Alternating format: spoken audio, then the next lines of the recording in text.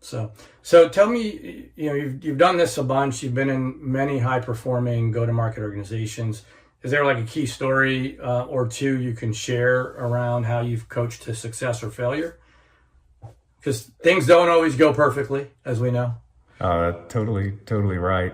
Well, most coaching sessions are fairly uneventful, and so first of all, you want to coach to some sort of a baseline regarding a skill or a methodology or a sales process. You're not just making this stuff up. You're coaching around that. That way you can separate the person from the problem, so to speak. It's around something objective. And many people think that coaching is just a conversation, but it's really not. It's more than that. Yeah, so the concept, we've talked about this, and I try to embody it myself, is core progression. So if you have a skills baseline or a sales process as a baseline or a methodology of some sort, you want to improve upon it through people as much as you possibly can. And that means it isn't necessarily about the person. It is about their ability, their skill or ability to perform whatever that baseline is and improve upon it. And that's less personal and more about just them doing their job and being willing to apply themselves to improving. And that's how I look at it. I'm wondering how you feel about that. 100%. And furthermore, and because of that, it can't be done effectively from the back room.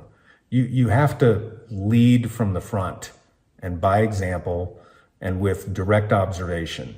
If you're in sales management, for example, ride-alongs are fantastic, and I've learned a ton from them.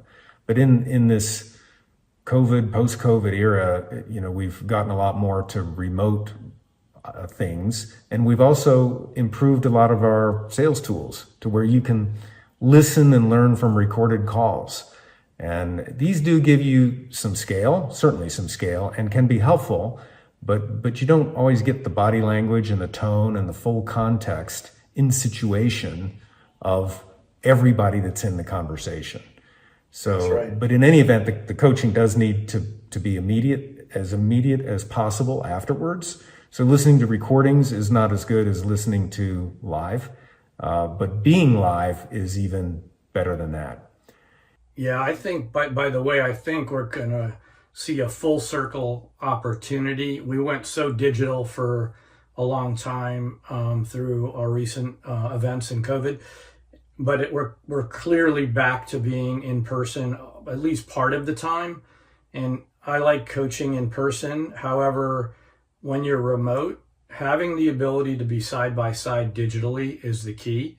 And having the ability to coach against the baseline, that makes it not about that person, and it makes it about the skill or the method or the process. That to me makes it more powerful if you're remote.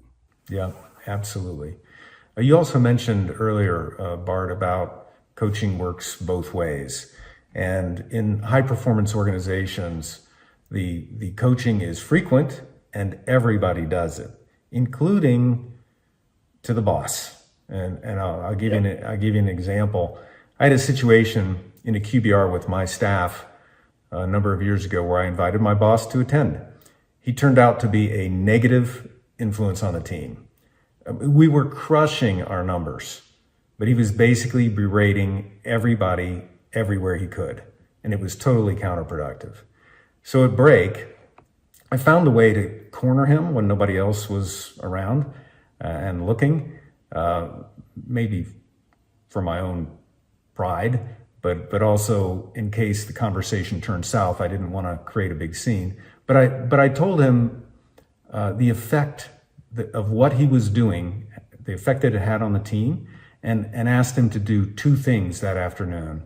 Number one, find something good to say, no matter how hard it may be, in each remaining presentation about a performance metric, because our performance was outstanding. So just acknowledge that, just one thing.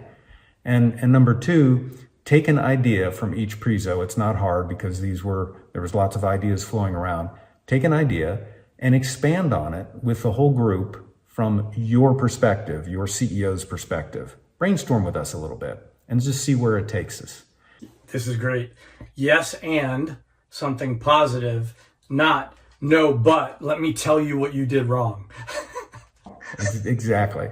And he did it. He was humble, and he took the coaching, probably because of the way it was delivered with love and great effect.